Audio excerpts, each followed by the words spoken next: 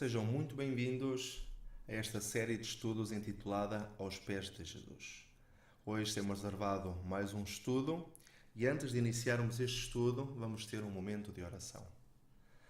Pai Celestial, te rogamos neste momento que a tua graça e que a tua misericórdia possa estar ao nosso alcance e que o estudo que temos reservado para o dia de hoje possa encontrar um lugar no nosso coração. Ajuda-nos, Senhor, a entendermos a tua palavra e dá-nos o teu Santo Espírito para conseguirmos discernir as coisas espirituais. Abençoa, Senhor, todas as pessoas que possam ouvir este estudo, ser com elas e ajuda a tomar uma decisão para a vida eterna. Deixamos a nossa vida nas tuas mãos e te pedimos tudo isto, em nome de Jesus. Amém. O estudo que temos reservado para o dia de hoje intitula-se 4 passos para gozar de paz interior e viver feliz. Onde encontrar paz e felicidade? Será que podemos encontrar nos interesses materiais que o ser humano tanto busca? Será que serão nas diversões, no sexo, na droga ou no álcool, onde poderemos encontrar verdadeira paz, verdadeira felicidade?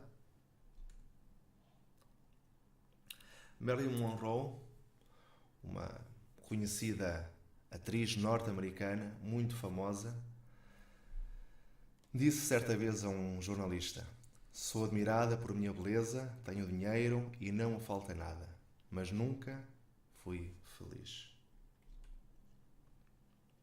Será que ter paz e felicidade significa não ter problemas?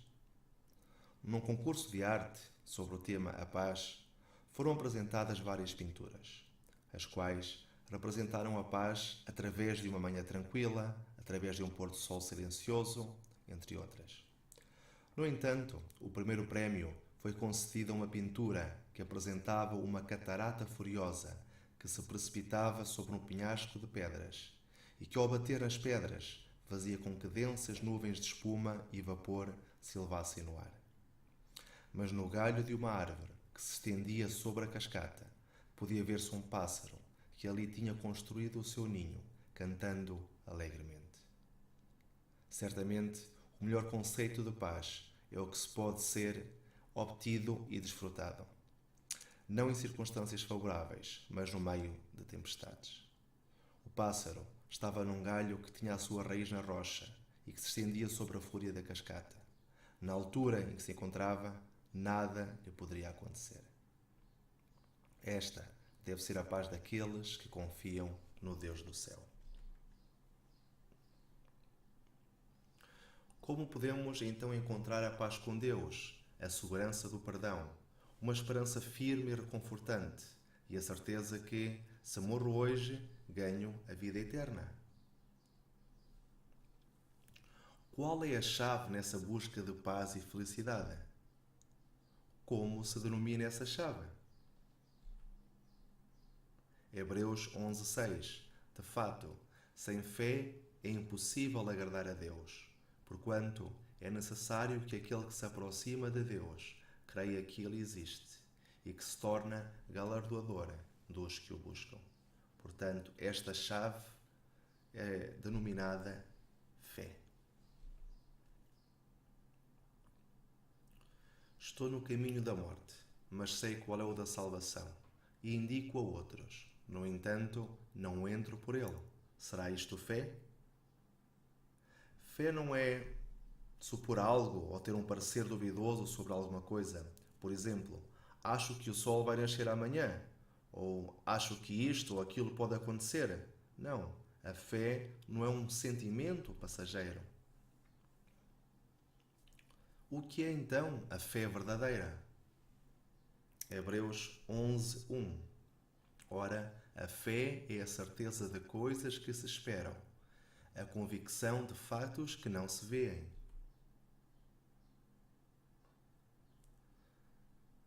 Quatro passos na definição de fé. Primeiro passo: conhecer Jesus.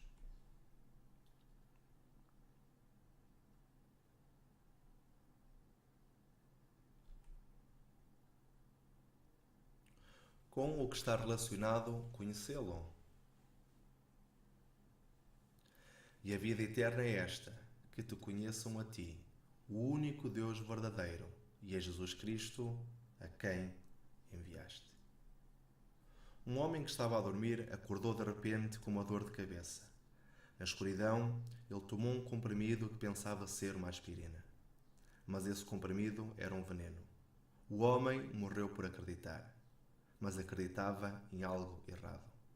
No seu epitáfio poderia ter sido escrito: ele morreu por fé. Quem é Jesus? O eterno Filho de Deus, Mateus 16:16, tu és Cristo, Filho do Deus vivente. É também Criador, segundo João e Colossenses, porque por ele foram criadas todas as coisas.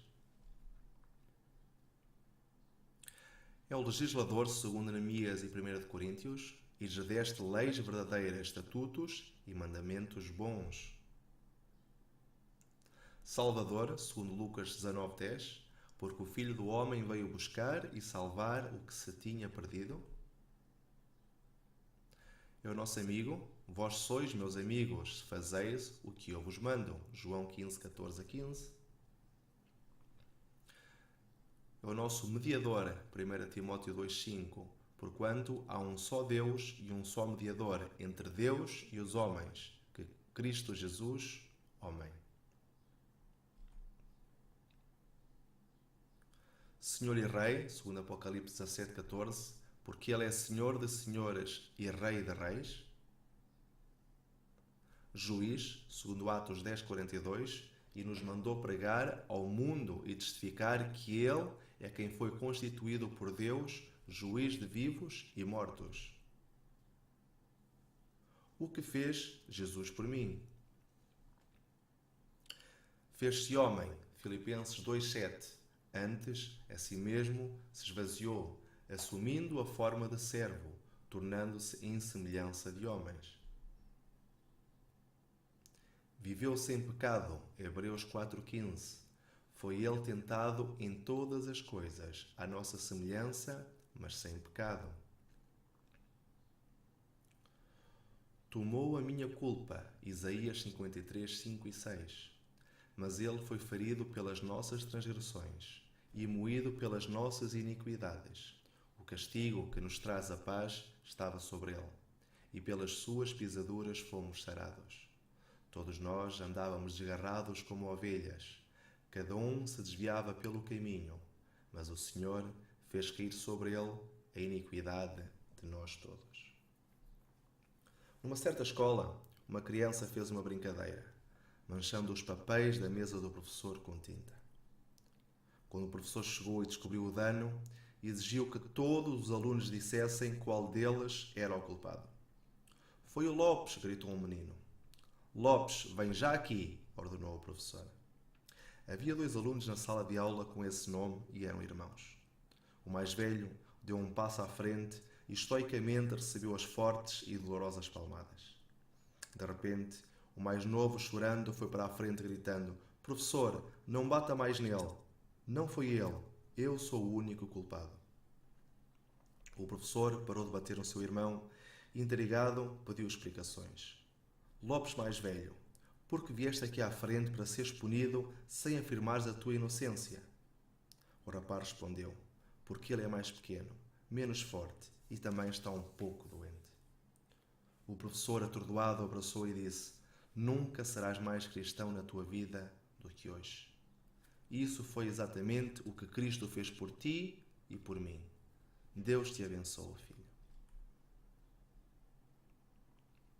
Jesus morreu em meu lugar pelos meus pecados. 1 de Coríntios 15:3. Cristo morreu pelos nossos pecados, segundo as Escrituras.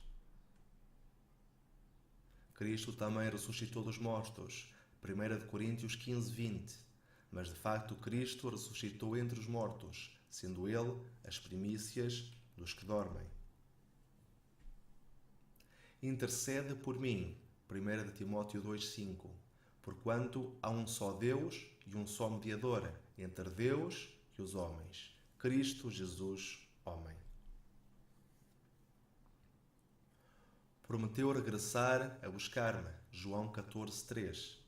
Voltarei e vos receberei para mim mesmo, para que, onde eu estou, estejais vós também.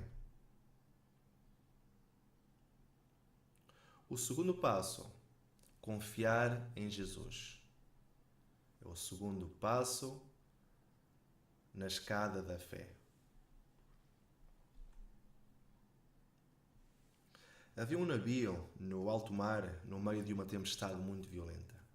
Em cada rosto se podia ver refletido medo, angústia e terror. Alguns choravam, outros estavam mal dispostos. No meio dessa tormenta, uma criança brincava tranquilamente. Parecia que nada o incomodava, que ele ignorava completamente o que estava a acontecer ali. Um dos passageiros, ao vê-lo, ansioso por saber o segredo da sua serenidade, aproximou-se dele e perguntou-lhe: Menino, não tens medo desta terrível tempestade? O menino respondeu: Não, porque eu sei que o meu Pai está no comando. Quando conhecemos o Senhor Jesus, aprendemos a confiar nele.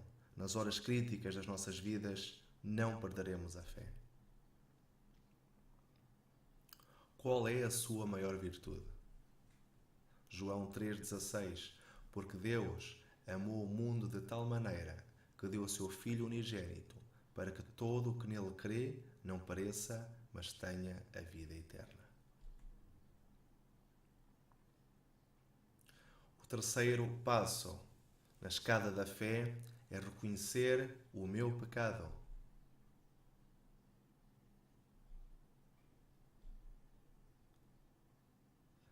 A que nos deve guiar a sua bondade. Romanos 2,4. Ou desprezas a riqueza da sua bondade e tolerância e longanimidade, ignorando que a bondade de Deus é que te conduz ao arrependimento? O que devemos fazer com os nossos pecados? 1 de João, capítulo 1, versículos 8 e 9. Devemos confessá-los a Deus.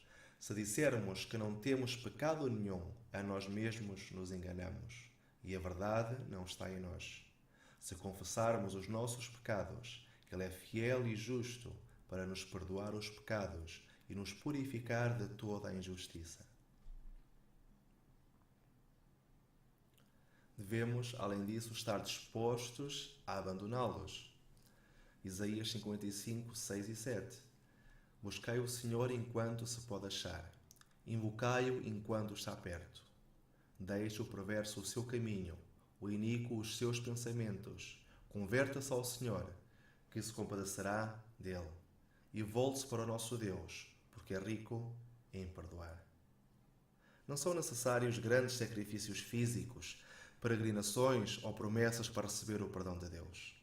O que Ele quer é o nosso coração, que lhe confessemos os nossos pecados e que os abandonemos.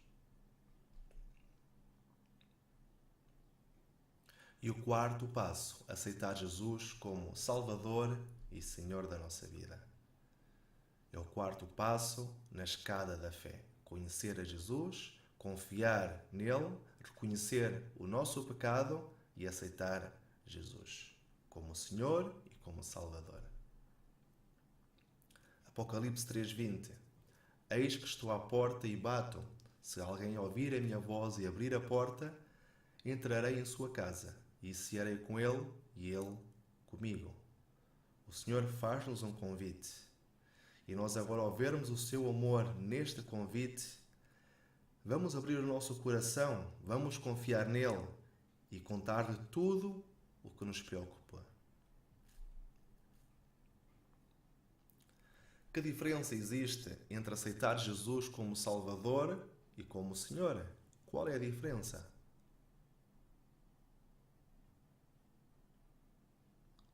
Como Salvador, ao acreditar em Jesus, ao crer em Jesus como nosso Salvador, cremos que Ele morreu no nosso lugar. Quando aceitamos Jesus como nosso Senhor, aceitamos-lo como nosso governante. E então significa que estamos dispostos a obedecer aos seus mandamentos.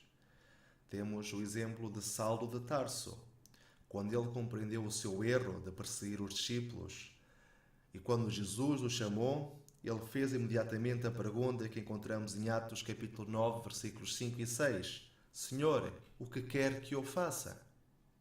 Saulo estava disposto a obedecer a Jesus. E esse deve ser o pensar de todo o cristão. Vejamos um pouco as diferenças entre fé genuína e fé temporal. Que diferença existe entre a fé genuína e a fé temporal?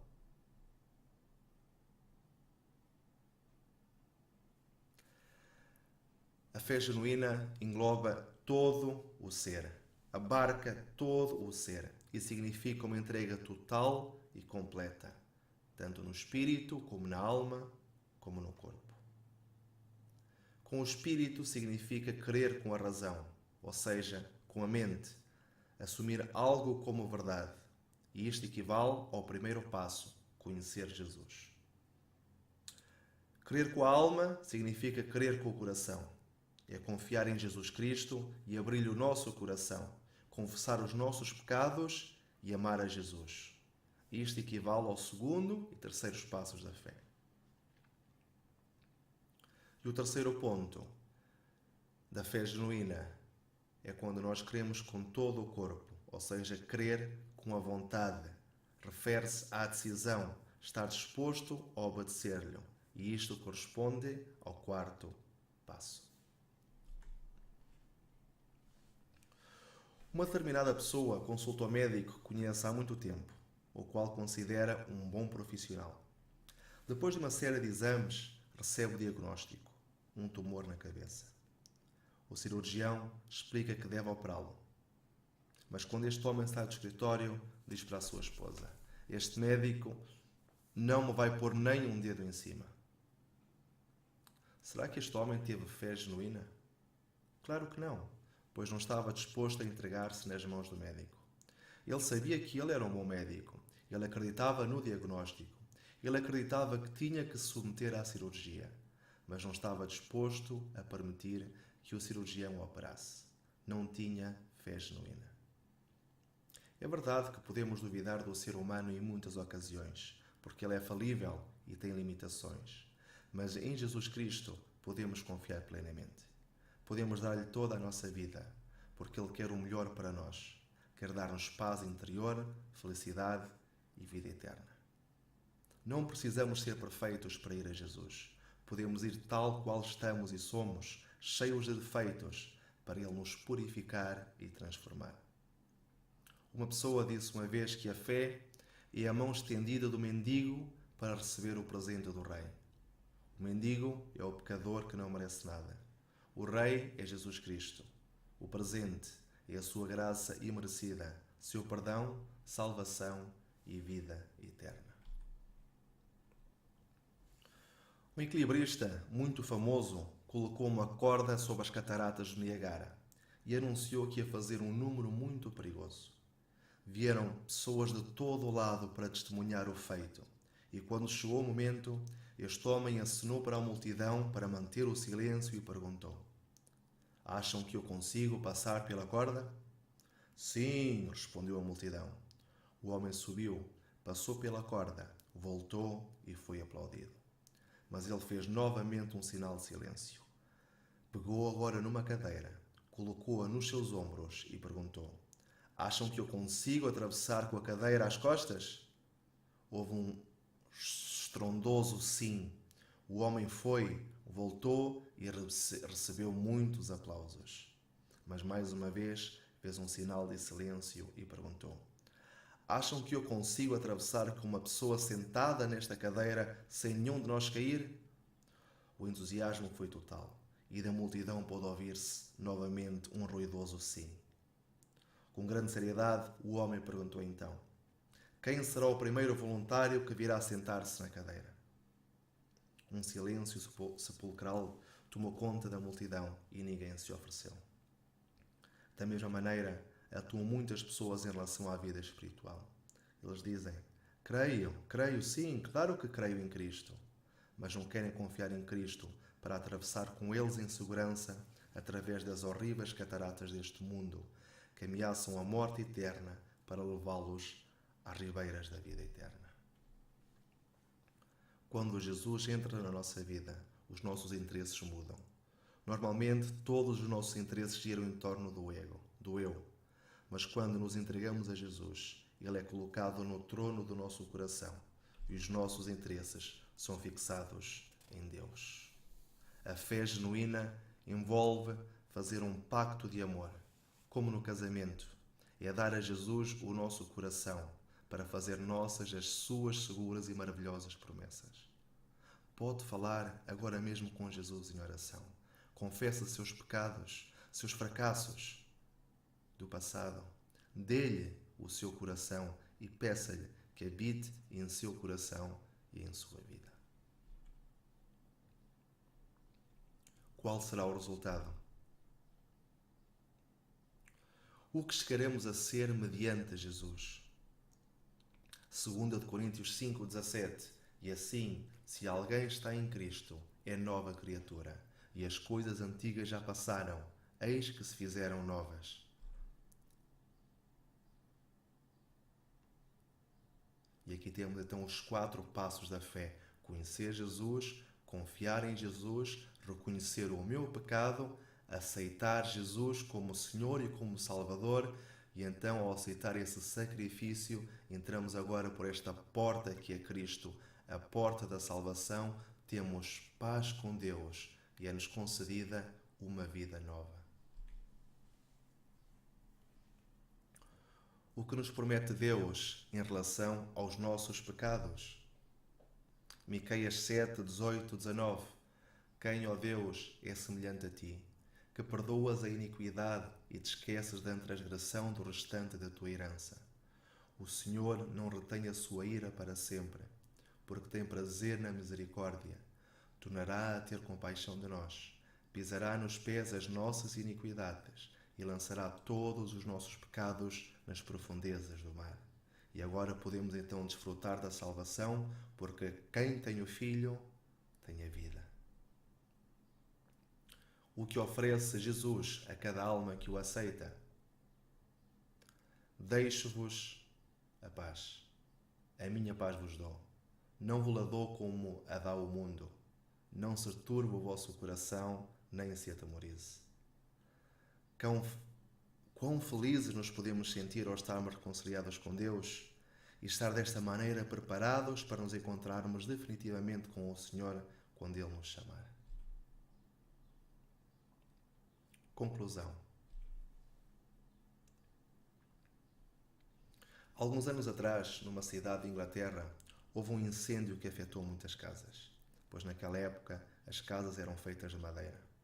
No último andar de uma das casas incendiadas, uma criança de 6 anos de idade apareceu chorando de desespero e gritando em terror que deveriam subir e salvá-lo. Mas era impossível.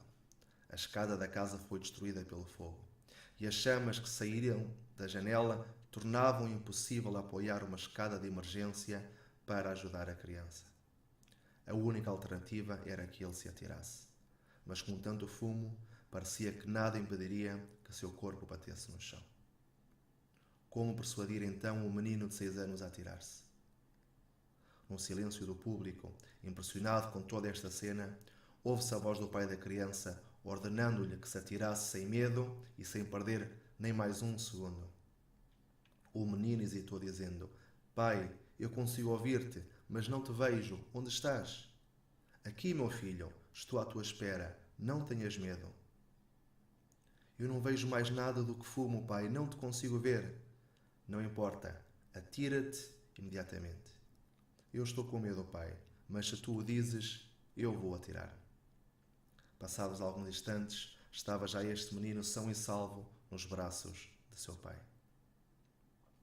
Da mesma forma, o Deus invisível que reconhecemos nas obras maravilhosas da sua criação, perante a tragédia do pecado, convida-nos a depositar a nossa fé na sua bendita palavra, reconhecendo como suas essas lindas promessas que contém e a dar o salto da fé, aceitando a sua oferta de salvação em Cristo Jesus. Deus deseja fazer-te feliz. Deseja perdoar os teus pecados e dar-te a salvação. Deseja hoje chamar-te filho seu. A pergunta é: deixas que o faça? Aceitas Jesus na tua vida como Salvador e Senhor? Se o aceitas, dilo em oração agora mesmo. Senhor Jesus, rogo que venhas à minha vida agora mesmo. Sou um pecador e reconheço que não me posso salvar, que não sou bom o suficiente para merecer o céu ou a vida eterna. Coloco neste momento a minha vida e a minha confiança em Ti. Aceito-Te como o meu Salvador pessoal e acredito que morreste por mim. Aceito também como o Senhor e Mestre da minha vida. Ajuda-me a abandonar os meus pecados e a seguir-te. Isto é tudo o que eu te peço e agradeço no nome de Jesus. Amém.